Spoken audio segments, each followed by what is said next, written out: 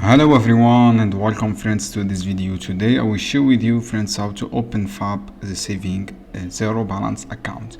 Go to Google guys and search for FAB account opening and click the first result. After that you see personal this option account, click this one apply now. Write from here your name and your email. As you can see here, your name and your company name. This is optional option, and then write your phone number, choose the country.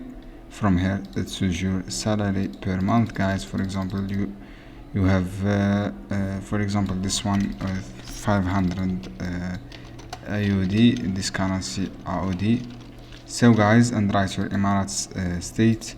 From here click I read accept term and conditions and click apply now. This is how you can do guys to open zero balance account. Just click apply now and write your all information here. Thanks guys again for watching this video. Any question down below in the comment and I will answer your question as soon as possible, and thanks again for watching this video.